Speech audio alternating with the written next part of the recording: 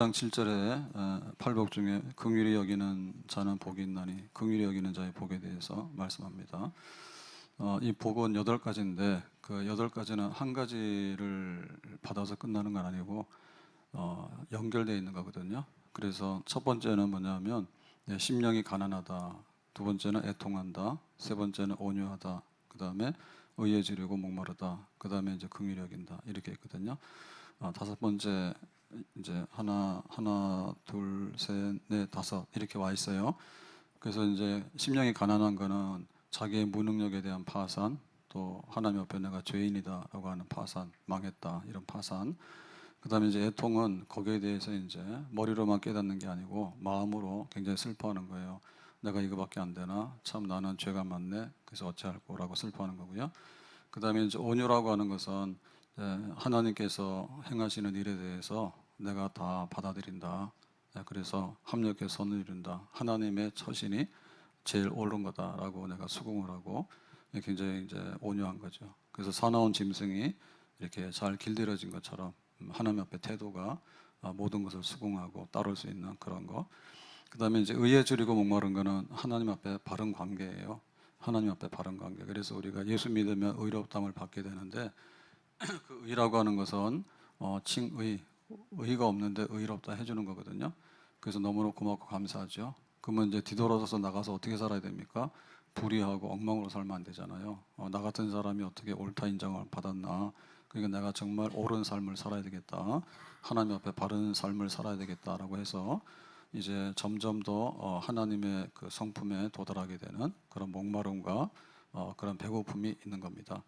그래서 점점 더 이제 성화가 되어지고 하나님의 백성답게 이렇게 채워져 가는. 그래서 배고픔이 많을수록 배가 부르고 목마름이 많을수록 이제 갈증이 해소가 되는 거예요. 뭐요? 의. 하나님 앞에 바르게 그거. 자, 그다음에 오늘 말씀은 이제 긍휼히 여기잖아요. 긍휼히 여긴다고 하는 것은 죄의 비참한 결과에 대해서 불쌍히 여기고 돌보는 겁니다. 그래서 하나님의 성품 중에 자비와 긍휼 그럴 때 자비나 긍휼이랑 거의 같은 뜻인데요. 하나님이 우리를 어떻게 대하죠? 죄인인데 죄인으로 확 다스리는 게 아니라 불쌍히 여기죠. 그런 겁니다. 그래서 우리가 그런 긍휼하심을 입고 하나님의 자비하심을 입었기 때문에 우리는 다른 사람에 대해서 긍휼과 자비로서 베푼다. 그런 것이 바로 복이다 그랬습니다. 그래서 여기 지금 그 긍휼히 여긴다 이렇게 복이 있다라고 하는 말은 깜짝 놀랄 말이에요. 그래서 팔복의 말씀은 한 가지 복을 딱 말씀할 때 그런 것 같은데라고 하는 거 이상이다. 깜짝 놀랄만한 거. 그래서 굉장히 혁명적이고 모든 것을 뒤집는 복이다 그랬잖아요. 부자가 복이 있다 그러면 간단하잖아요. 부자가 복이 있네 그러잖아요. 근데 어떻게 가난한 자가 복이 있을까? 이렇게 얘기했잖아요. 그리고 이제 애통하는 자, 우는 자가 무슨 복이 있습니까? 질질 짜는데 그러면 웃고 다니면서 항상 뭐 즐거워라고 하는 사람이 복이 있는 것 같잖아요. 근데 애통하는 자 복이 있다.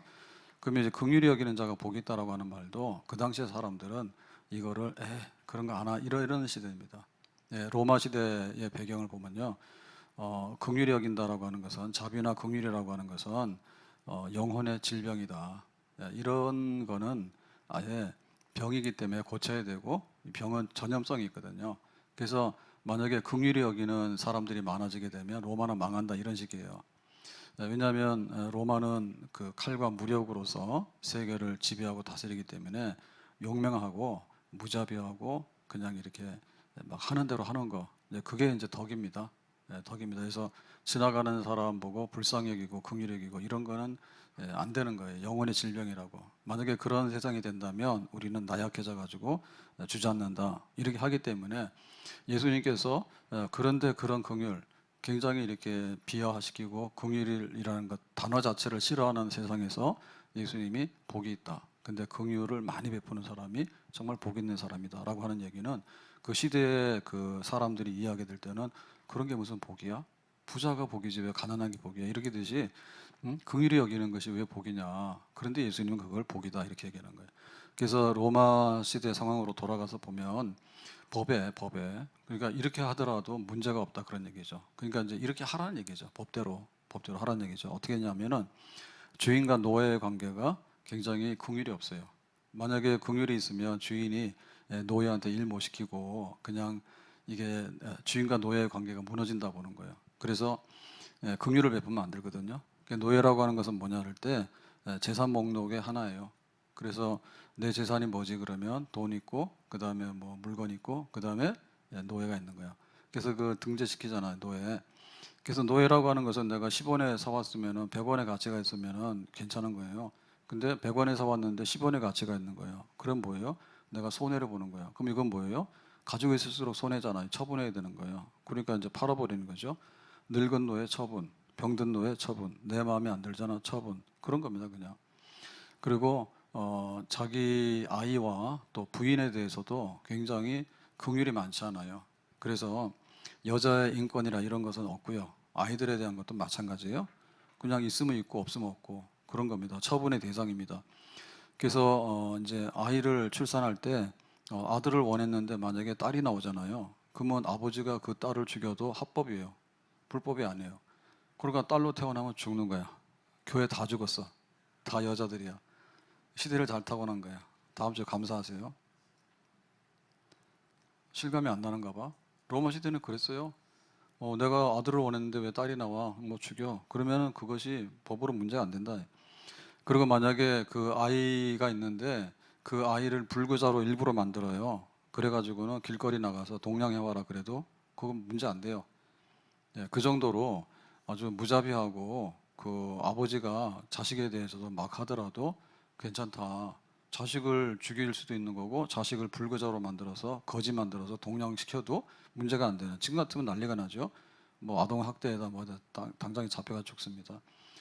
그리고 그 이방인의 세계에서도 어떤 게 있었는가 하면 이제 의사를 찾아오잖아요. 근데 뭐 내가 눈이 안 좋아요. 그러면 대략 약을 줄 수 있는데 눈 도대체 못 고치는 거 있잖아요. 수술이 안 되는 거. 그러면 어떻게 돼요? 내보내야 되잖아요. 그러면 옆에 서서 이제 그 환자를 이렇게 의사가 돌볼 때 옆에서 있는 보조하는 사람이 그러는 거예요. 웃으면서 야 빨리 꺼져. 바쁜데. 그런 거예요. 그러면은 우리가 병원 갔을 때 중병으로 이제 판정이 돼서 당신 뭐 못 살아 아니면 뭐 수술해 주세요 그럴 때 이거 수술 안 되는데요 그러면은 내 죽어도 좋으니까 한번 해보세요 이제 이런 거 하잖아요. 근데 이제 인정사정 없는 거죠. 그럴 수 있어요. 그러니까는 네가 그 웃으면서 야 나가 바쁘니까 그러면 이 사람 끌려 나오는 거예요. 그게 뭐예요? 긍휼이 없는 거죠. 자비가 없는 거예요. 그런 것이 그냥 일반화되어 있는 거예요. 그래서 아프리카에서는 여러 가지 이제 징조들이 있는데 만약에 흑인 중에 피부 색깔이 흰 사람이 나오잖아요. 특이하게. 그러면 그 사람은 안 좋은 사람입니다. 죽습니다. 그리고 또 쌍둥이가 나오잖아요. 그러면 우리 같으면 지금 두 쌍둥이, 세 쌍둥이가 복이라잖아. 그때는 불길의 징조야. 그래서 쌍둥이 죽이는 거예요. 어떻게 죽이냐면 항아리에다 담아가지고 짐승 표범의 먹잇감으로 내던지는 거예요. 그 굉장히 그 긍휼이 없죠. 무자비한 거죠. 왜 네가 쌍둥이냐 그거지. 그럼 왜 흑인인데 네가 왜 그게 이제 염색체 이상이 있으면 피부 색깔이 그런 게 나올 수가 있잖아요. 그러면 얘는 또 죽는 거예요. 그런 건 아주 살벌한 세상이죠. 그런 것이 아주 그냥 일반화된 그런 상태에서 긍휼을 베풀어온 것이 복이다라고 예수님이 하시니까 그게 진짜 복이다 말이에요. 그럼 유대인의 경우는 어떠냐면 유대인에게 있어서도요 하나님을 믿는다 하지만 굉장히 긍휼함이 없는 게 있습니다. 감사하는 것 중에 내가 여자로 태어나지 않은 것 감사. 그 다음에 이방인으로 태어나지 않은 것 감사 그럽니다. 그러니까 이방인을 보면 이방인은 땔감이다, 지옥의 땔감이다 이렇게 보는 거예요. 그래서 만약에 그 자기 자식이 그 이방인하고 결혼하잖아요. 그러면 그건 가만 안 둡니다. 가만 안 둡니다. 그리고 그 이방인은 뱀의 머리야. 그래서 이거는 깨부셔야지 되는 거야.라고 해서 거기다가 어떤 가해 이렇게 해도 괜찮은 거야. 그러니까는 한 인간으로 볼 때는 그 긍휼함이 없는 거죠. 유대인들이 그 특권 의식 때문에 선민 의식 때문에 없는 거예요. 그러니까 이런 세상에서 어떻게 예수님이 긍휼을 복 있는 거라 하겠는가? 그러니까 이 긍휼이 여기는 것이 우리가 긍휼히 여김을 받았기 때문에 긍휼히 여기는 것이 복이다라고 하는 것이 진짜 예수님 말씀인 거예요. 그래서 이 긍휼이라고 하는 것은 앞에 있는 복이 뭡니까? 의에 줄이고 목마른 자잖아요. 그러니까 의가 있고 긍휼이 있고 똑같이 다 있어야 되거든요. 만약에 의가 없는데 긍휼이에요. 그냥 막 퍼주는 거예요. 그럼 뭐죠? 되는 것도 없고 안 되는 것도 없고 죽도 밥도 안 되는 거예요. 그래서 의가 있어야 돼요. 그런데 긍휼이 없잖아요. 그럼 어떻게 되냐면 그 의는 너무나 기계적이고 굉장히 무자비한 그런 어떤 냉혹한 폭군이에요. 예. 그래서 우리가 의가 있지만은 긍휼이 있어야 되고 긍휼이 있지만은 의가 앞에 전제되는 거고 그런 겁니다. 그래서 이 팔복은 함께 하나의 이렇게 연결로 쭉 돼가지고 이 복이 골고루 그 다음에 이제 이게 큰 복으로 변화되게 되는 그런 성격입니다. 자, 그래서 긍휼이란 뭐냐라고 할 때 이제 우리가 교회에서 흔히 쓰는 말들이 있는데 그 뜻을 잘 모르고 하는 경우가 많거든요. 그래서 그 뜻을 알고 하면 좀 더 그 단어가 더 풍성하게 됩니다. 우리가 제일 많이 쓰는 말이 사랑 혹은 긍휼, 은혜 이런 말 쓰거든요. 그래서 이거는 사실은 보면 각각 그 강조점이 달라요. 사랑이라는 것은 뭐냐면 그냥 애인 대하듯이 대하는 게 사랑이야. 조건 없이. 남한테는 안 주지. 그렇지만 내가 사랑하잖아. 그러면 가서 슬그머니 우호적으로 뭔가를 이렇게 하는 거. 그런 건 이제 사랑입니다. 그러니까 애인 방문하는 거야. 애인 방문하는 거야. 그래서 우리가 사랑이 많으면 좋죠. 왜냐하면 이왕이면 좋아하는 사람이 서로 간에 만나고 그렇게 하잖아요. 이거 사랑을 받는 거죠. 그 다음에 주는 거죠. 그 다음에 이제 은혜라고 하는 것은 뭐냐면 내가 이거를 가져야 되는데 내가 이거를 가질 재주가 없어. 그럼 어떻게 해야 돼? 그러면은 선물로 받으면 되지. 선물로 받으면 되지, 그죠? 내가 이거 갖고 싶어. 이번 생일날 내가 이거 갖고 싶어. 가방 하나 사줘. 1,000,000원이야. 그럼 남편이 어떻게 돼? 갖다 내놔야 되지. 그러면은 그 뭐예요? 그냥 선물로 주는 거예요. 선물로 주는 거예요. 그러니까 선물이라는 것은 내가 있어야 되는 거에 관해서 뭔가 이렇게 얻기가 어려운 형편인데 거저주는 거, 후한 거. 그러니까 선물 받으면 되게 기분 좋죠. 옆에 애인이 다가오면 기분이 좋잖아. 원수가 다가오면 피하잖아. 사랑. 그 다음에 아주 그냥 내가 기대할 수 없는 것들을 이렇게 받게 될 때 은혜, 풍성함. 그리고 항상 은혜. 주 예수 그리스도를 변함없이 사랑하는 모든 이에게 은혜가 있을지어다 그랬잖아요. 그 은혜는 그냥 주는 거야. 내가 어떻게 이런 걸 갖지 그런 거죠. 그러면 자비, 긍휼 이거는 뭐냐면 그 은혜하고 성격이 반대라고 보면 됩니다. 자비, 긍휼 이건 뭐냐면 이거는 좀 없었으면 좋겠어. 없었으면 좋겠어. 근데 내가 이거를 제거할 수가 없는 거야. 이걸 가지고 있으면 안 되는 거야. 그러니까 가난한 사람이 있어요. 길거리에서 동냥을 하게 되는 거야. 그럼 내가 안고 있는 이 가난이라는 것은 떨쳐야 되는 거야. 근데 떨칠 수가 없는 거야. 그러니까 나가서 오늘도 길거리에서 한 푼 주십시오라고 그냥 거기서 빌고 앉아 있는 거죠. 그렇죠. 근데 이거는 가난을 떨어야 되잖아요. 떨을 수 있는 방법이 뭐예요? 불쌍히 여기는 사람이 와서 야, 너 오늘 갔다가 저 돈도 줄 뿐만 아니라 이거 그냥 우리 집에 와서 살아. 근데 집 한 채 주면 어떻게 돼? 그 사람은 이제 자비와 긍휼이 있는 거야. 그죠? 없어져야 되는 거 있잖아요. 불행한 거 있죠. 불행한 거. 이 참 불행하고 이 안 된 거에 대해서 이거가 없어져야 되는데 어떻게 없을까를 할 때 긍휼을 입으면 없어지는 거예요. 그냥. 그래 없는 걸로 해. 그죠? 필요한 거는 뭐예요? 은혜를 입으면 필요한 게 오는 거야. 근데 내가 갖다 버려야 되는 게 있는데 내가 이걸 버릴 수가 없는 거야. 그때 와서 슬그머니 이렇게 치워주면은. 그래서 온갖 불행과 슬픔 이런 게 많을 때 그 자비와 긍휼을 한번 있게 되면 그게 문제가 해결되는 거예요. 그렇죠? 아니 이웃 사람들하고 세상에 살아가는데 정말 그 짐을 지고 있어서 허덕허덕하는 사람들한테 그냥 다 갖다 안기면은 그걸 다 없애주잖아요. 그러면 그 사람들이 그런 불행과 고통에서 벗어나잖아요. 그럼 자비와 긍휼이 많게 되는 거죠. 그런 것입니다. 그래서 우리가 그 하나님의 사랑을 받았다라 할 때 하나님이 따뜻하게 다가와서 뭔가 이렇게 다 해주는 거. 그 다음에 내가 갖고 싶은데 가질 수 없는 것을 하나님 은혜로 주시니까 과분한 거 그런 거 있죠. 무비보셋이 그러잖아요. 다윗이 불러서 궁궐로 갔는데 죽는 줄 알았거든요. 그랬더니 네가 할아버지의 재산도 다 갖고 사울왕입니다. 사울왕의 재산도 다 갖고 너는 왕자처럼 여기 궁궐에서 같이 지내자라고 하니까 무비보셋이 그러잖아요. 죽은 개 같은 나에게 어떻게 왕께서 이런 걸 주십니까? 은혜를 베푸십니까? 라고 하잖아. 감동받잖아요. 내가 어떻게 이런 걸 받지? 너무나 참 감사한데 감격한데 그렇잖아. 근데 이렇게 소경 같은 사람이 있죠. 성경에 보면 소경에는 안진뱅이들 있잖아요. 내가 눈 뜨고 싶은데 이거를 누가 해결해 줄 수가 없잖아. 이거 없어져야 되는 거예요. 예? 시각 장애가 없어져야 되는 거야. 근데 누구는 다 지나가잖아. 야, 너는 뭐 소경이냐? 근데 뭐 네가 뭐 왜 그러냐?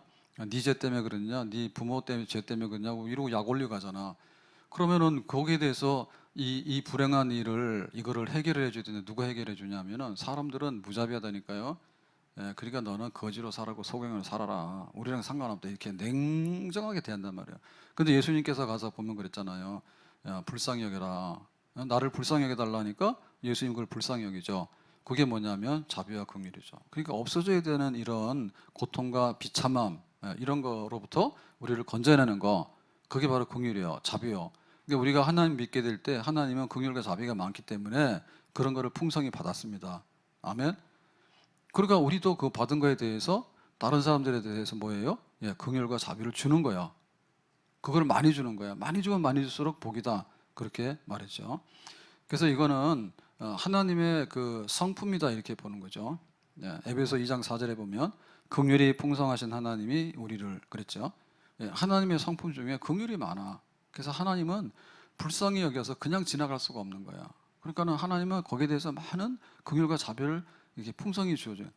아침마다 주의 자비와 긍휼하심이 새롭고라고 할 때 아침마다 뭐 9월 지금 10일이 됐나 막 이런데 막 낮에 오늘 34도로나 35도로나 참 세상이 지구가 더위 먹었어. 지금 이럴 때가 아닌데 그래서 뭐 굉장히 더웠는데 열대야 하다가 며칠 괜찮은 것 같더니 또 9월 달에 열대야는 뭐 몇십 년 만에 찾아온 거라며. 9월 달에 열대야는 지금 그렇다고. 그러니까는 하나님의 성품이 뭐냐 할 때 하나님은 아침마다 새벽 이슬과 함께 해 뜰 때마다 그 자비와 긍휼을 가지고 이 땅에 찾아오셔서 자비와 긍휼을 뿌리는 거지. 안 그러면 이 세상이 뭐가 되겠어요? 야, 저 늙은 노예는 팔아먹어. 아니면 저 쌍둥이나 나왔으니까 쟤는 갖다가 짐승의 먹이로 던져. 불길한 징조야 던져. 뭐 이런 거가 돼가지고 세상이 어떻게 돼요? 완전히 얼어붙겠죠. 완전히 살벌하죠. 그래서 군인들 중에 와가지고 힘센 사람들이 와서 막 정복하고 모든 것을 다 휘두르고 힘없는 사람들은 다 처분 대상이고 그런 거밖에 안 되잖아요. 그 하나님께서 해 뜰 때마다 새벽 이슬과 함께 자비와 긍휼하심이 하늘로 솔솔 내려와가지고 정말 그 우리에게 없어져야 될 부분에 대해서 하나님이 싹 걷어가시니까 그때부터 뭐예요? 복이 있다. 내가 긍휼을 입었어. 자비로우심을 입었어. 그러니까 세상은 또 밝은 세상이 되고 좀 하루를 견딜 만한 그런 세상이 되겠죠. 그래서 하나님은 자비와 긍휼이 많지만 마귀나 사탄은 이거하고 정반대입니다. 무자비하고 무긍휼입니다. 그 욥 같은 경우에 이제 시험을 받잖아요. 사탄이 시험하잖아요. 하나님 허락을 받아서. 그럴 때 뭐냐면 욥이 온전한 거를 두고 볼 수가 없어요. 그래서 이제 모함을 하게 되고 그러고 나서 이제 시험을 이제 하게 되는데 그때 보면 그 욥의 자식 10명이 생일 잔치하고 있는데 태풍이 불어가지고 집이 무너져서 다 죽어. 그래도 사탄은 거기서 만족하지 않아. 욥이 왜 하나님을 배신하지 않지? 그 다음에 가서 또 뭐야? 욥의 재산을 다 털어. 그래도 욥이 또 견디는 거야. 그리고 얘가 또 왜 그러지? 그러면 욥에다가 뭐예요? 병을 보내죠. 그래서 막 헌대를 종기가 막 나잖아요, 몸에. 그렇게 해서 막 고통스럽잖아. 그러니까 뭐예요? 사탄은 그냥 냉혈, 무자비입니다. 얼굴은 천사같이 하고 오지만 실제로 하는 걸 보면 전혀 자비나 긍휼이 없는 거예요. 하나님은 그렇게 안 하죠. 하나님은 얘가 이렇게 되면 얼마나 어려울까. 과부의 집에 끼니가 떨어지게 되면 얼마나 어려울까. 그렇게 보잖아요. 그래서 이거 좀 가난을 내가 명쾌해야 되겠는데 해서 과부의 집에다가 주고 하는 거. 그 자비와 긍휼이 있기 때문에 하는 것이지 하나님이 부잣집에만 관심이 있으면 가난한 집에 죽든지 말든지 무슨 상관이 있어요. 그렇게 안 하는 거죠. 그래서 이거는 하나님의 성품 중에 자비와 긍휼이라는 성품은 하나님 그분 자체의 성품이에요. 그래서 시편 145편 9절에 보면 여호와께서 모든 것을 선대하시며 그 지으신 모든 것에 긍휼을 베푸시는도다. 그래서 하나님은 창조자인데 이 세상을 만들었단 말이에요. 그럴 때 긍휼하심이라는 성품이 없으면 어떻게 됩니까? 긍휼하심이 없으면은 무자비해서 휘둘러 버려요. 그러니까 여기에 세상에 살만한 세상이 못 되는 거예요. 하나님 만들었는데 요거를 긍휼로 옷 입혀서 만들었다니까. 그리고 이 세상에는 인간이 무자비하게 이거를 꽉 해방을 하고 사탄이 와서 무자비하게 휘두르고 가더라도 하나님 다시 와서 하나님의 긍휼하심으로 내가 만든 세상에 긍휼이 뿌려지도록 그렇게 하는 하나님이다. 우리가 그런 자비와 긍휼을 예수 믿어서 덧입은 줄로 믿습니다. 그러니까 이 하나님의 이 긍휼하심 이것이 정말 없어져야 될 것을 우리가 못 치우지만은 하나님이 내가 안 되겠다 이걸 없애줘야지 이것이 가장 크게 드러난 하나님의 자비와 긍휼이 가장 크게 드러나는 것이 뭐냐면 십자가예요. 이 십자가예요. 십자가에서 우리의 죄를 없애야 되겠다. 그래서 하나님의 아들이 대신 죽는 것을 통해서 죄를 없애는, 예수님께서 그 십자가에서 고난받고 죽으실 때 아버지 저들의 죄를 용서해 주십시오 그러잖아요. 저들의 죄를 용서해 달라고. 그러니까 예수님의 성품 뭐예요? 자비와 긍휼이죠. 죄 없는 예수님을 십자가에 못 박으니까 예수님께서 정말 칼로 휘둘러 가지고 그거를 물리칠 수도 있고, 만약에 마지막에 죽으면서 하나님께 기도를 드린다면 저 원수들을 기억하옵소서 이렇게 하면 될 거 아니에요. 근데 그렇게 안 하잖아요. 쟤네들도 용서해 주세요라고 하잖아. 쟤네들이 저지른 죄가 너무 크다니까. 근데 그를 불쌍히 여기는 거야. 누가 누구를? 오히려 예수님께서 부당하게 이런 일을 당하셨는데 오히려 당하신 예수님께서 저들의 죄를 용서해 주시고, 저들이 몰라서 그런 겁니다. 아버지요 다 덮어 주십시오라고 하잖아. 그러니까 그 십자가의 사랑은 또 한편 보면 우리의 죄를 없애는 거지만, 십자가에서 그 사랑은 죄의 결과를 없애는 거예요. 죄로 인해서 나올 수 있는 모든 사망과 함께 고통, 이거를 없애는 건데, 그것은 바로 하나님의 자비하심을 예수님께서 십자가에서 하나님의 자비하심을 실행에 옮기는 거죠. 정말 이 세상이 잘못된 거에 대해서 고치는데 이거 없애야 되겠다. 그거를 이제 예수님께서 십자가에서 죽으시면서 하나님의 자비와 긍휼이 쏟아지게, 하나님의 사랑이 임하는데 하나님의 자비와 긍휼하심이 죄를 뿌리째 뽑고 죄로 인해서 오는 모든 결과에 대해서 이제 청산하게 되는, 하나님의 자비와 긍휼하심이 극치를 이루는 것이 바로 십자가가 되겠지.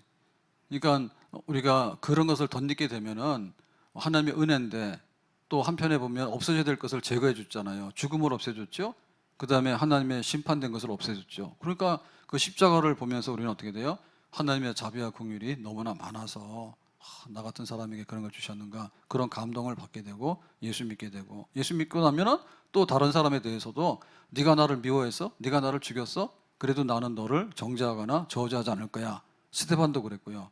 저들의 죄를 용서해 달라고, 자비를 베풀어 달라고 그렇게 했죠. 그래서 우리가 어떻게 이 자비와 긍휼을 입었는가를 생각하면, 이 긍휼을 베푸는 이거는 그냥 천국 시민의 덕목입니다. 그러니까 우리가 지방마다 그 고유한 풍습들이 있어요. 그리고 인종들마다 자기들의 고유한 풍습이 있어요. 그래서 그것은 우리가 누리고 받은 대로 모든 것들이 반영이 되어 있는 거예요. 추석이 오잖아요. 그러면은 옛날에는 농사하는 거는 그 그러니까 달을 보면서 절기를 정하는 것이, 그 절기가 굉장히 정확해요. 그러니까 추수하게 되면 고맙다. 그리고 어디다가 고맙다 해요? 그 우리 가족들이나 일하는 사람들한테 고맙다 그러니까는 추석에 모여서 동네 사람들이 잔치도 하고 핵국식 얻었으니까 하잖아요. 근데 생각해 보면 또 위해가 있잖아요. 위해가 만약에 그 막 가뭄이 오거나 혹은 막 질병이 돌았으면 농사 못하고, 전쟁 났으면 농사 못하잖아요. 그러니까 뭐예요? 달 뜨는 거 보고, 보름달 뜨는 거 보고 고맙다라고 거기다 절을 하게 되는 거지. 그러니까 그거는 생활 속에서 깊숙하게 우리가 그 누려왔던 것들에 대한 한 표현들이란 말이에요. 표현들이죠. 그래서 그 지역의 삶 속에 있는 어떤 것들이 우리 생활 속에 들어오게 되면 그것이 풍습이 되고, 그 다음에 그것이 우리의 DNA가 돼. DNA가 어쩔 수 없이. 그래서 뭐 이렇게 굉장히 그 사막에 사는 사람이나 혹은 추운 데 사는 사람들은 유목민들 있죠. 유목민들은 마을이 없어요. 유목민들은 마을이 없습니다. 그러니까는 조금 있다가 풀 있는 데 가면 양들 뭐 가축들 데리고 갔다가, 없으면 이리 갔다 이리 갔다, 추우면 일로 갔다 더운 데 갔다 이렇게 이동하잖아요. 그러니까 그 사람들하고 만나고 하는 것들이 굉장히 희귀해요. 그렇기 때문에 손님 대접하는 덕목이 굉장히 커요. 손님 대접하는 덕목이 커. 그러니까 우리가 날마다 옆에서 집 짓고 사는 사람들에 대해서는 그냥 별로 관심 안 가져도 그 사람 잘 살아, 별로 문제가 없어요. 우리가 가서 도둑질만 안 하면 돼. 무슨 문제가 있어? 다 똑같은 조건에 살고 있는데. 근데 이제 이리저리 이동하는 사람들이 나그네가 여행하다가 이렇게 만났어요. 그러면은 뭐 한 달에 사람 하나를 봤어. 그럼 어떻게 될까? 먼 산 보듯이 갈 수는 없죠. 예? 우리가 그랬잖아요. 옛날에 외국 여행 잘 안 갈 때 외국 여행 가게 되면 거기 보면은 막 기아 자동차에 뭐 프라이드 이런 거 있잖아. 그래가지고 그런 거 막 굴러다니고 뭐 우리 한국의 버스들 대우 뭐 이런 거 해가지고 가보면 막 간판 그대로 한글 해가지고 그대로 막 다니고 그러잖아요. 본 뭐예요? 반갑지. 내가 아는 거니까. 그래서 늘 보면은 반갑지 않잖아요. 근데 폐차돼서 버린 놈이 막 기아 자동차 굴러다니고 그러면은 야, 막 신기하다. 굉장히 반가운. 그 썩어서 버린 차가 뭐가 그렇게 반갑겠어. 근데 그런 게 생기거든요. 그러니까 옆집에 사는 사람이 문제가 없을 때는 이웃에 대해서 별로 큰 문제가 없어요. 도둑질하기 전에는. 그런데 한 달에 한 번 사람 만날까 말까, 1년에 한 번 만날까 말까, 자기들 가족들 말고는 외지인들을 만날 일이 잘 없잖아. 근데 그런 나그네가 지나가게 되면 어떻게 돼요? 반갑지. 그리고 그 사람이 하룻밤을 자야 되는데 잘 데가 없어. 그러니까 자기 집을 이제 묵고 가라고 그렇게 대접을 하는 거예요. 그래서 그것이 굉장히 강한 덕목이에요. 그러니까 가장 지배적인 생활 중에서 지배적인 생활이 거기서 가장 잘 드러난다니까. 예, 농사하는 사람들은 추석이지만 유목민들이 무슨 추석이 있을까? 농사가 없는데 씨 뿌린 게 없는데 뭘 거둬요. 그러니까 생각한데 별로 없을 것 같아. 그러니까 이제 받은 거가 뭐냐라고 할 때 우리가 긍휼히 여김을 받았기 때문에 긍휼히 여김 받았기 때문에 불쌍히 여김 받았단 말이에요. 십자가에 그 하나님의 베푸시는 우리의 그 죄로 인해서 비참한 사망과 죄로 인해서 오는 모든 결과 저주와 심판을 다 쓸어내는 그런 긍휼과 자비를 얻었잖아. 그러니까 우리가 어떻게 돼요? 정말 예수님을 믿는 천국 시민의 그 하나의 덕목으로서 자비와 긍휼을 나타내는 것은 지극히 정상적인 거야. 우리가 받은 대로 하는 거야. 받은 대로. 받은 대로. 내가 이렇게 은혜를 입었으면 은혜로 돌려주는 거고 자비와 긍휼을 받았으면 자비와 긍휼로 돌려줄 수밖에 없는 거예요. 그래서 이거는 우리의 덕목이다. 그리고 날마다 이렇게 자비와 긍휼을 먹고 마시면서 사는 거예요. 왜냐하면 이것이 우리를 있게 했거든요. 없는 것을 받는 것은 은혜지만 없어져야 될 것들을 치우지 못했을 때 치워준 거는 자비와 긍휼이거든요.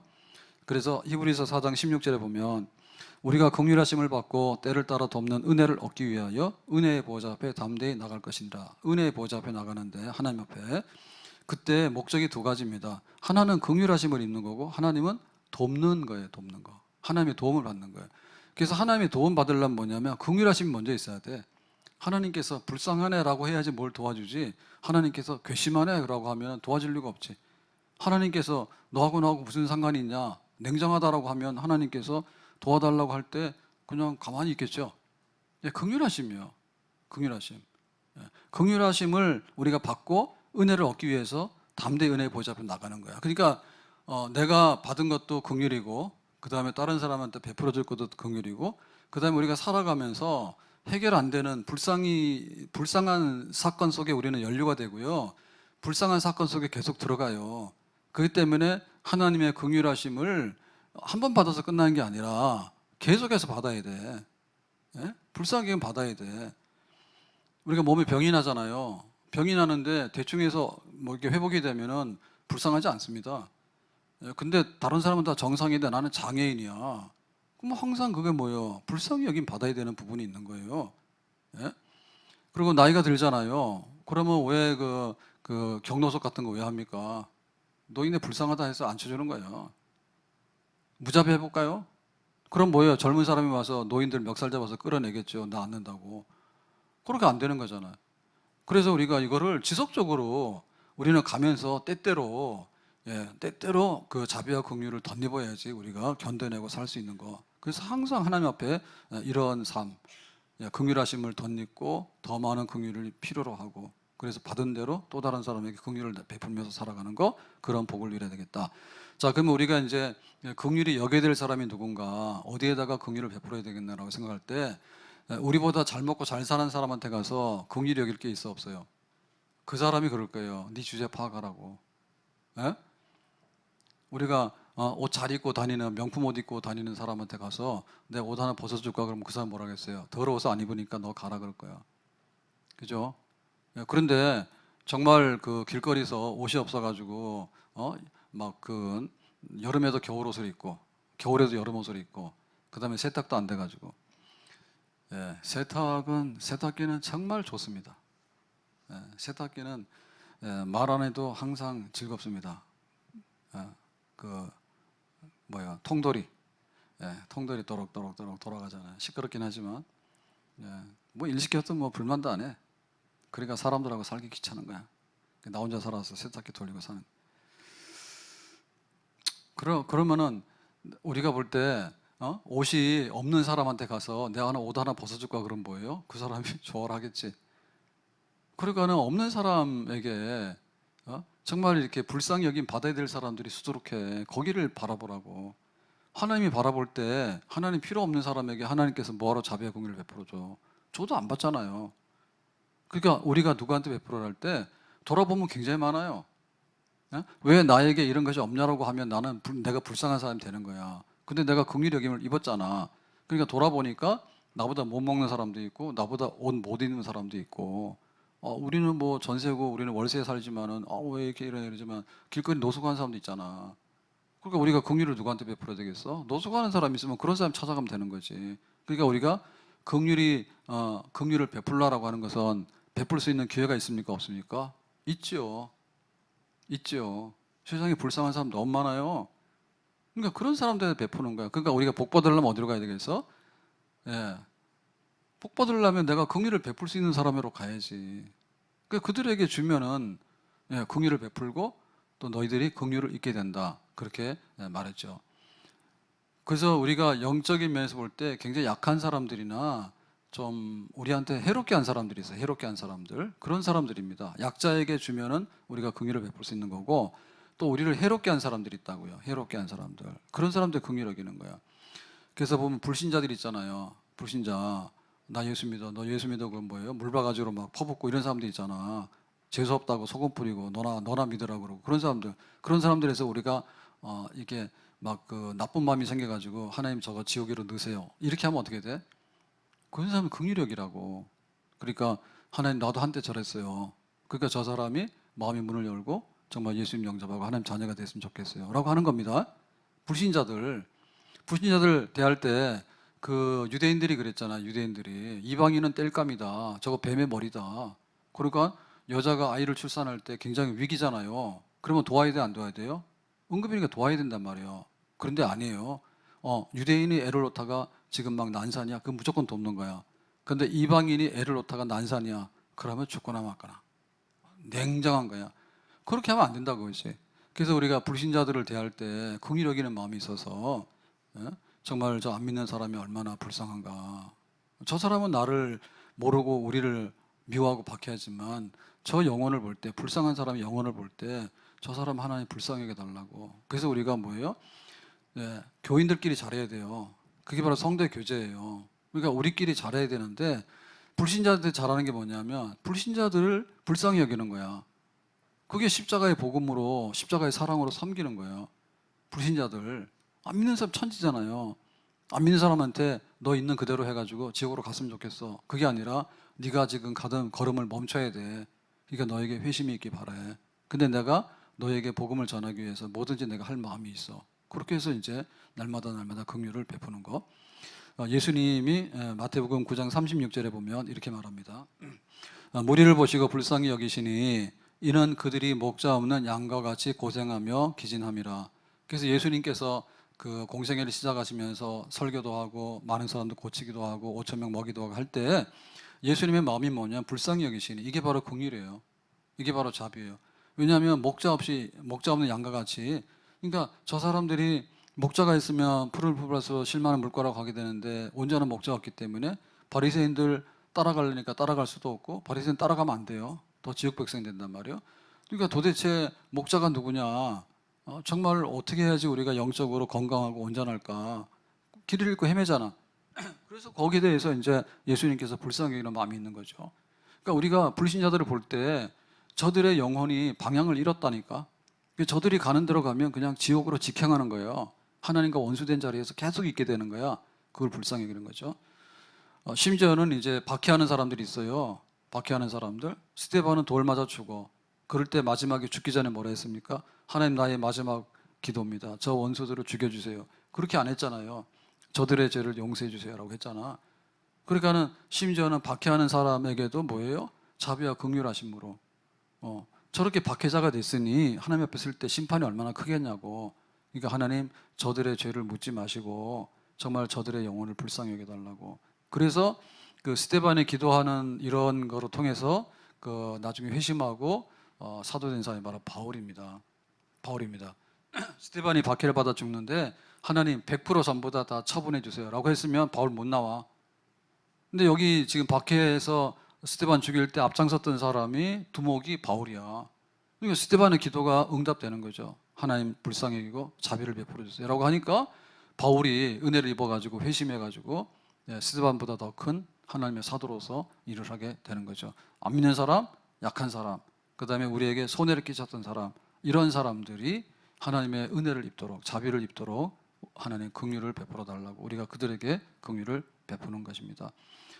그리고 하나님의 그 역사를 이루는데 보면은 그 요셉 같은 경우도 그랬거든. 요셉도 자기가 형들한테 당한 걸 생각하면 형들이 양식 사기 위해서 왔잖아요. 자기가 총리가 된 다음에. 그럴 때 어떻게 했습니까? 형들을 불쌍히 여겨요. 형들은 벌벌 떨어요. 요셉, 우리가 은희 집에 판 동생이 애굽의 총리가 됐네. 이게 무슨 일이야? 원수는 외나무가 아니라 아주 애굽에 와서 만났네. 큰일 났잖아. 그럴 때 뭐예요? 형들을 달래죠. 형들 겁내지 말라고, 하나님께서 하실 일이 있어서 나를 먼저 보낸 거니까라고 해가지고 정말 그 요셉이 한없는 자비와 긍휼을 오히려 형들을 불쌍히 여기는 그런 마음을 가지고 덮어버려요. 그게 이제 베푸는 거죠. 그 베푸는 거예요. 아브라함이 조카 롯하고 헤어질 때는 안 좋았어요. 조카 롯이 계산을 해가지고 여기 있다가는 안 되겠다. 그러니까 내가 좋은 데로 먼저 가야 되겠다 해가지고 요단 들로 가고 나중에 소돔성으로 들어가 버리잖아. 그랬는데 어느 날 소돔성이 공격을 받아서 망하는데 포로로 잡혀갔는데 조카 롯도 잡혀갔다라는 소식을 듣고 아브라함이 달려가죠. 그러면 자기 조카가 자기를 버리고 그렇게 내치고 갔으면 어떻게 돼요? 잘 됐다고 말 거 아니에요. 그리고 내가 그만큼 위험한 일을 할 필요가 없잖아요. 그래서 아브라함이 자기 집에 있는 군사들, 가신들 318명을 거느리고 가서 그 조카 롯을 구한다는 얘기가 성경 기록되어 있어. 그러니까 아브라함도 보면 뭐냐면 섭섭한 일을 당했지만 그거를 원수로 갚는 게 아니라 자비와 긍휼로 그 롯을 향해서 베푸는 거죠. 그러니까 우리가 받은 대로. 그러나 정말 자비와 긍휼로 돌려줄 수 있는 거, 그런 삶을 사는 것이 복 있는 삶이다 그럽니다. 그러면 똑같은 구조로 이렇게 긍휼을 여기는 자가 복이 있다 했는데 어떤 복을 받습니까? 긍휼이 여김을 받는데요. 복이에요. 긍휼을 이렇게 주니까 긍휼이 나한테 돌아오게 되는 거예요. 긍휼을 주니 긍휼이 돌아오게 되는 거예요. 그러면 이 복의 의미가 뭘까 할 때 첫 번째는 내가 좋아요. 내가 막 냉정하게 대하고 무자비하게 대하잖아요. 그러면은 깡패들은 몰라요, 그거를. 깡패들은 몰라요. 깡패짓을 할 때는 자기가 상대방 괴롭혀야지 자기가 뭘 뺏어오게 되잖아요. 이게 무자비한 거야. 날이 갈수록 계속 무자. 근데 이제 전쟁에 나갔던 병사들도 그래요. 전쟁터에서는 죽기도 하고 살기도 하고 하는데 잘 모르거든요. 전쟁을 하는 목적이 있기 때문에 했단 말이에요, 그게. 근데 전쟁 끝나고 나와서 평화의 시대가 도래했었다고 와서 보면은 전쟁 그런 그 트라우마가 많이 생겨요. 그래서 나는 일부러 그런 건 아니지만 생각해 보면 적을 죽일 수도 있잖아요. 그죠? 그런데 그런 것이 막 생각나고 그런 거야. 그러니까 나중에 와서 그런 후유증 때문에 고통받다가 스스로 막 자살도 하고 이런 거 많이 해요. 그게 뭐냐면 이렇게 긍휼을 베푸면, 그러면 전쟁터 나가서 긍휼 베푸면 어떻게 됩니까? 자기 총 맞아 죽고 마는 거지. 불쌍한데 어떻게 총을 쏘겠어요. 근데 나중 가서 보면은 그것이 자기한테 많은 상처나 해를 주는 경우가 많거든요. 그렇죠. 그래서 우리가 자비와 긍휼을 베풀면 결국에 자기 파괴가 되지 않습니다. 자기 파괴되지 않고 자기가 마음에 그런 흡족한 마음을 가지고 평강에 이룰 수 있는 걸 주는 자가, 불쌍히 여기는 사람. 그래서 우리가 볼 때 이런 거죠. 길거리에서 동냥하는 사람이 있는데 그냥 1,000원 줄까 말까 이렇게 생각하다가 1,000원을 주고 왔어요. 옛날식으로 말했어요. 옛날식으로. 그랬을 때 그 주고 온 날 잠을 잘 잤까요? 아니면 그냥 냉정하게 가서 일하지 왜 거지가 와서 오늘 지나가는데 돈 달라고 나한테 붙들고 시간을 뺏고 그래? 그런 날 밤 잠이 잘 올까? 자기가 한 거 있잖아요. 한 거. 사람이라는 거는 긍휼을 받았기 때문에요. 긍휼을 베풀고 나면 그게 정상적인 거예요. 이게 자동으로 복인 거야. 채워지게 되는 거예요. 아멘? 우리가 사랑과 미움이 있잖아. 그러면 사랑을 할까 미움을 할까 할 때 미워할 때는 막 성질 나니까 미워하잖아요. 그러면 그 미움으로 인해 가지고 내가 사랑이 돌아오고 사랑이 치유가 됩니까? 미움이 더 커져요. 예, 미움이 커져요. 그래서 차라리 그냥 내가 사랑하고 마는 게 나아요. 사랑하고 마는 게 나아. 어? 자식이 말 안 들어서 막 팍 때렸는데 애가 크게 막 상처가 난 거야. 그러면 엄마가 생각할 때 어때요? 나중에 가서 돌아보면 후회스럽죠. 그러니까는 자식이 말 안 들을 때 매로 때리는 것보다 야, 네가 나 매 때려라. 그러면 자식도 울고 엄마도 울고 그러다 보면 내 몸에 상처가 났어. 그러면 그날 밤 잠이 잘 오겠지. 근데 말 안 듣는 자식을 너무 패어. 남편 생각이 나는 거야. 더 패버렸어. 그러니까 뭐예요? 그러면 나중에는 뭐예요? 증오심이 더 생기겠지. 어? 남편 보면 미운데 그 아들 보면 미워. 닮았거든. 근데 그 아들이 꼭 아버지만 닮은 거 아니야. 예, 자기 얼굴이야. 예, 근데 막 그런다니까. 여기 미운 놈을 여기다 갖다 표현하고 막 그래. 그러니까 이게 막 더 쌓이는 거야. 그래서 무자비한 사람은 날이 갈수록 무자비하더네. 그 늘어요. 그래서 나중에 왜 전쟁하는 데 있어서 왜 그 전쟁하는 병기들 있잖아요. 그런 사람들은 나중에 보면 인간이 아니에요. 어떻게 보면은. 예? 막 전쟁터에서 막 죽고 사는데 자기가 살기 위해서 막 하잖아요. 그러다 보면 나중에 후유증이 너무 많은 거야. 그래서 차라리 내가 긍휼을 베풀면 내 마음이 편해. 줬는데 뭐. 그 사람이 불행한 거를 내가 덮어줬잖아요. 해결해 줬잖아요. 그럼 내 마음 편한 거죠. 많이 줄수록 뭐예요? 내 마음이 평안해. 내 마음이 평안해. 그렇게 되는 거죠. 아멘? 그게 채워지게 되는 거예요. 우리가 뭔가 말을 할 때도 좋은 말을 해서 덕담을 하면요. 결국에 상대방도 좋지만 내가 좋은 겁니다. 아침에 인사하면 굿모닝 그러잖아요. 안녕하십니까 그러잖아. 가가지고 원수야. 너 나하고 싸울래? 이렇게 말하면 뭐예요?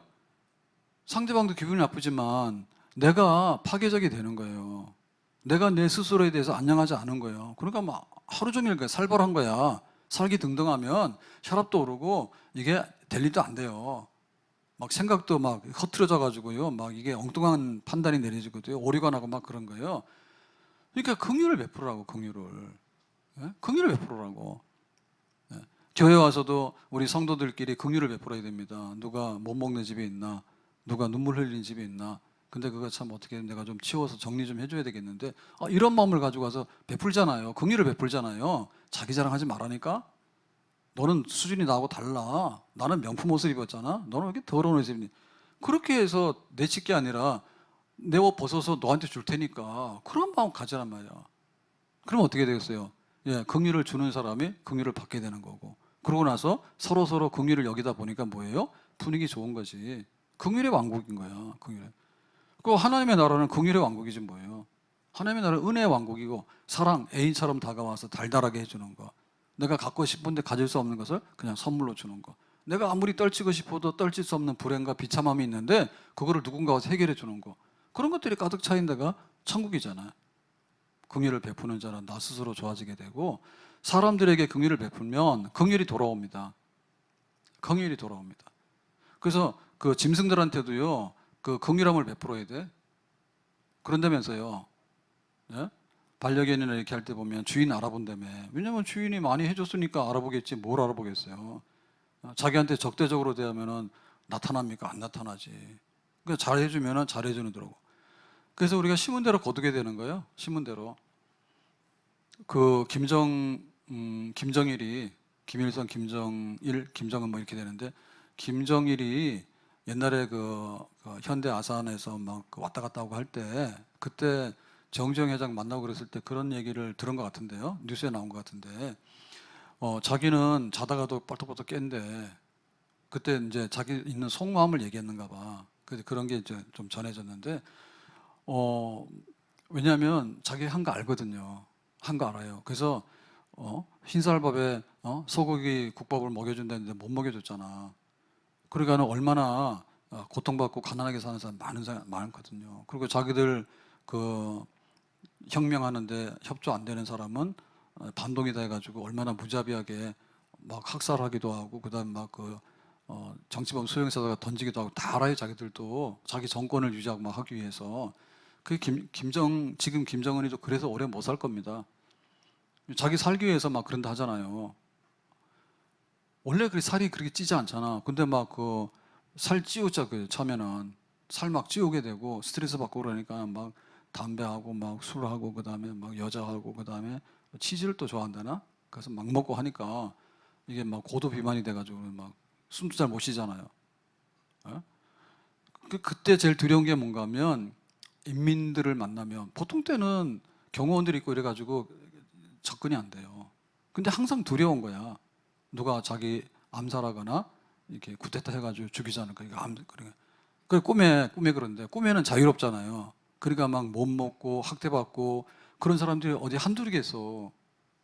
막 시족을 멸하라 해서 지금 정치봉소에다 갖다 집어넣었으면 원한이 사무쳤는데 그걸 모르겠네. 알겠죠. 다만 자기들은 군대를 두고서 이렇게 자기 그 보위하니까 자기가 살아나는데 그 중에서도 측근 중에서도 변심하면 자기 죽는 거예요. 항상 두려운 거예요. 그래서 꿈꾸다가 인민들이 막 몰려와가지고 밟아 죽일 것 같다고 그런 고통이 있다 그런 얘기하는 거 비슷한 얘기하는 거 들은 것 같아요. 그런 거예요. 무자비한 독재자는요 끌려 내려갈 때 무자비합니다. 그렇게 돼 있어요. 무자비한 사람들 있잖아요. 그런 사람들은 그런 대우를 받게 되는 거예요. 그래서 기업 총수나 기업도 건전한 기업에서는 일한 만큼 대가도 주고 이런 거 막 합니다. 근데 막 그냥 착취하고 막 억압하고 막 이런 거 하면 요즘 막 터트리잖아요. 그죠? 뭐 우리 회장님의 비밀 그래서 막 인터넷에도 한번 내보면 그냥 망하는 거예요. 근데 보면은 자기 하는 대로 무자비하고 냉정하게 막 했으면은 나중에 다 그걸 받습니다. 다 받아. 그러니까 나 자신에게도 긍휼을 베푸는 것이 나에게 좋은 거고 그 다음에 사람들에게 긍휼을 베풀면 긍휼이 돌아오지. 예? 비참함과 무자비함을 갖다 앵기잖아요. 그러면 그 사람들이 가만히 있겠어요? 또 다른 비참함과 무자비함을 가지고 나에게 오게 될 거예요. 그래서 뭐 히틀러라든지 그 다음에 막 그 로마 황제 중에 굉장히 아주 그 포악한 군주들 뭐 이런 사람들의 죽음의 마지막을 보면은 하나도 동정을 못 받아요. 하나도 동정을 못 받아. 그래서 사람들한테 하는 것이 곧 나에게 하는 거다. 할 수 있으면 내가 긍휼로 대하게 되면 나에게 또 다른 긍휼로 돌아온다. 그리고 여기 지금 긍휼 여김 받는 것의 가장 마지막은 뭐냐면 하나님이 우리에게 긍휼로 대해 주는 거죠. 그럼 하나님이 긍휼로 대해 준다는 건 뭐냐면 내가 살아가는 동안에도 하나님이 너 긍휼을 베푸는 사람이냐? 그럼 하나님께서 내가 긍휼을 줄게. 네가 불쌍히 여기는 사람이네. 그럼 내가 너를 불쌍히 해줄게 하는 거예요. 근데 마지막에 하나님 앞에 섰을 때 어떻게 됩니까? 우리는 각각 심판을 받을 거 아니에요. 하나님 앞에 너 어떻게 했니라고 할 때 너 이거 했냐 안 했냐 이렇게 쭉 할 때 하나님 보시는 것 중에 뭐냐 네가 긍휼함을 많이 베풀었네. 그러니까 내가 너에게도 마지막에 판단하게 될 때 그 정상 참작이 있죠. 네, 법정에서 보면은 이 자료들이 있잖아요. 자료들이. 그런데 이런 걸 했다 그러면 좀 인정해 줄게라고 하는 게 있잖아. 그러니까 너는 긍휼을 많이 베풀었네. 그건 내가 너에게도 최종적인 판단을 내릴 때 긍휼로서 내가 너를 판단할 수밖에 없겠네. 하나님이 그렇게 하는 거죠. 그 하나님 앞에 마지막에 천국에서 하나님 앞에서 마지막에 심판대 앞에 쓸 때 우리가 긍휼 없는 심판을 받을 거냐, 아니면 긍휼이 많은 심판을 받을 거냐. 재판장 마음이요.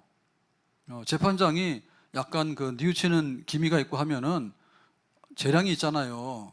근데 법정에서 마지막에 할 말 없냐니까 야, 네가 재판장이냐? 나에게 사형을 언도하라. 이런 사람도 있대요.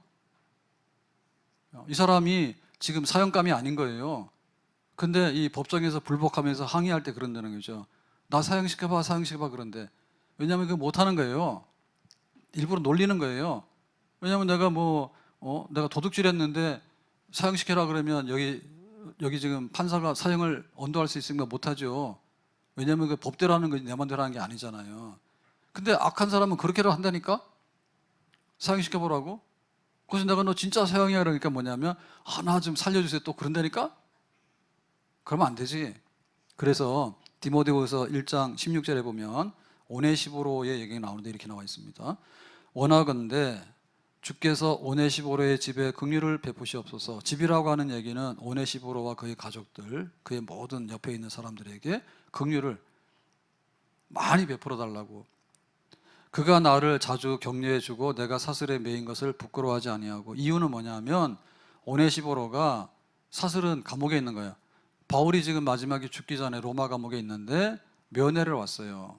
면회를 올 때 굉장히 좀 이렇게 자주 오기가 어려워요. 왜냐하면 여기에 들락날락하면 바울처럼 죄인 취급받아서 죽을 수도 있어. 그러니까 사람들이 멀리하는 거예요.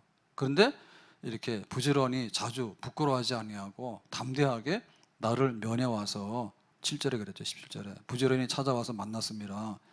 18절 원하건대 주께서 그로 하여금 그날의 주의 긍휼을 잊게 하여 주옵소서. 그러니까 그 바울에게 베풀었던 긍휼은 뭐냐면 외롭고 버림받았고 또 감옥에서 고통받고 이거를 바울이 벗어던질 수가 없잖아.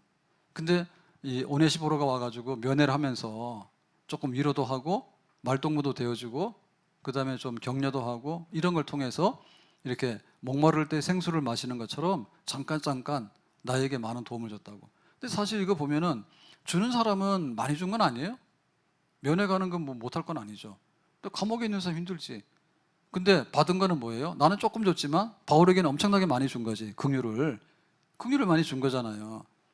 그랬을 때 그날이라고 하는 것은 최후의 심판의 날입니다. 마지막 날에 긍휼을 베풀어 달라고. 하나님 오네시보로에게는 그냥 있는 대로 주지 마시고 그냥 덤으로 오네시보로가 이렇게 좀 비참하고 고통스러운 거 그런 거 위에다가 하나님의 긍휼함을 덧입혀 주는데 오네시보로의 모든 가족들 주변에 있는 사람까지라도 넉넉하게 그냥 콱 부어주시라고.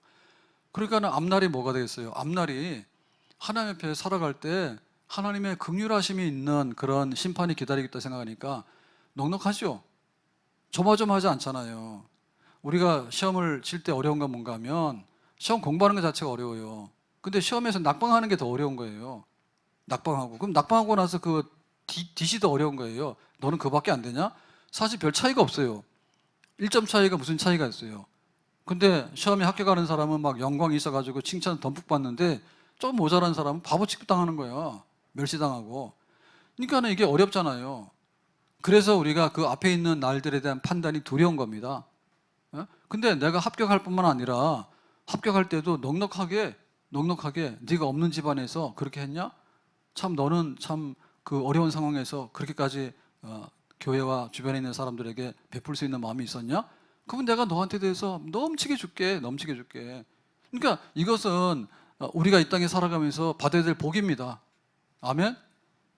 내가 지금 여기서 가지고 있는 복은 이 돈 가지고 천국 가서 쓸 데도 없을 뿐더러 하나님께서 무용지물인 거예요. 예? 내가 지금 느끼는 복 있잖아요. 젊은 사람들은 피곤을 모릅니다. 밤새 소리 지르고 막 돌아다닙니다. 그렇지만 그 젊음이 지나고 가면 끝인 거예요. 하나님 앞에 갔을 때 뭐가 되느냐 할 때 그게 진짜 복인 거예요. 그러니까 내가 지금 누려야 될 복이 뭔가 하면 긍휼을 받은 것처럼 긍휼을 많이 베푸는 거, 그것이 여기서도 복이고 하나님 앞에 갔을 때도 복입니다. 아멘. 앞에 있는 복을 생각하면서 살아라고. 앞에 있는 복을. 근데 긍휼히 여김을 받을 거라 하냐. 장래 하나님 앞에서 복되게 살려면 어떻게 되겠어요? 오늘부터 찾으세요. 나보다 등급이 높은 사람은 가급 좀 멀리하세요. 나 가면 네가 나한테 와서 무슨 신세를 지려 하나, 자꾸만 이렇게 사람을 이렇게 한다니까. 그 주변에 움직일 필요가 없어. 우리가 주변에서.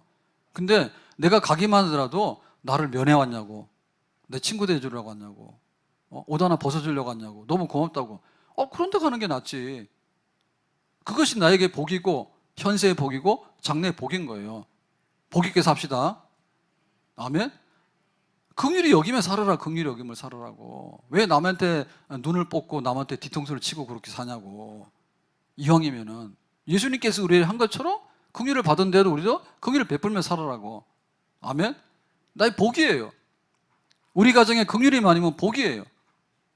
집안이 잘 된다는 것이 평화로우면서도 뭐냐면 못된 형제들에게 대해서 긍휼을 베푸는 집안이 번창하는 집안이에요. 번창하는 집안이에요. 형제 중에 못 일어나는 사람 있잖아요. 구덩이에 빠져서. 그런 사람들을 건져주는 거예요. 긍휼이 많은 집안이죠. 긍휼이 많은 집안이죠. 긍휼을 베풀면 집안이 어떻게 되겠어요? 다 똑같이 되겠죠. 아멘? 세상에서도 자기 손해본다고 막 눈이 뻘개가지고 말이에요. 막 그렇게 그게 아니라 너한테 필요한 게 뭐냐고 줄 수 있는, 다시 말하면 옛날에 인심 좋은 거죠. 인심 좋은 거 넉넉하게 베풀려고 하는 거, 그렇게 사는 것이 복지지요. 복지. 다가오기만 하면 나한테 손해되니까 아주 상대방을 밀쳐가지고 그런 게 아니라 교회가 긍휼의 왕국입니다. 아멘? 정말 교회 왔을 때 어려운 성도들이 없는가? 좀 고통받는 성도들이 없는가? 그리고 교회가 무슨 고통을 받고 있는가? 그걸 한번 생각해 보세요. 그래서 우리가 십시일반이라고 내가 조금만 보태면 교회가 고통받고 있는 것을 다 긍휼하심으로 메꿀 수가 있는 거예요. 아멘? 하나님 앞에 헌금하잖아요. 하나님이 무슨 헌금이 필요합니까? 하나님 무슨 헌금 필요해요, 하나님이? 그럼 안 합니까? 아니죠. 하나님을 섬기고 공동체를 유지하고 예배를 유지하고 성도들 유지하기 위해서는 뭔가 필요한 거예요. 그럴 때 우리가 헌금하는 마음도 긍휼히 여기는 마음이야. 하나님 앞에 드리지만 긍휼히 여기는 마음이 있기 때문에 내가 헌금함으로 인해서 교회에 필요한 것들을 공급하고 하는데 나는 안 할 테니까 네가 하라고 갖다 떠밀어내가지고, 그게 무자비한 겁니다. 헌금 없으면 무자비하다고 봐도 돼요. 하나님 앞에서 그럴 뿐만 아니라 주변에 있는 성도들에 대해서 마찬가지인 거예요. 니나 알아서 하라고, 나는 괜찮다고. 그래 되면 뭡니까? 교회가 무자비의 왕국이요. 내가 작지만은 과부의 두렙돈처럼 참으로 어려운 성도들과 필요에 따라서 교회가 쓸 수 있도록 그런 긍휼을 여기는 마음을 가지고 하게 되면 교회는 넉넉하고 아름답게 돌아가는 그런 풍족한 교회가 될 수 있는 줄로 믿습니다. 팔복 중에 긍휼히 여겨라, 복을 받자. 긍휼히 여김 받는 복을 받자. 오늘 이 말씀 임하기를 주의 이름으로 축복합니다. 기도합시다. 오늘 긍휼히 여기는 자, 긍휼히 여김 받는 복을 우리에게 주시기 원합니다. 예수님의 이름으로 기도합나이다. 아멘.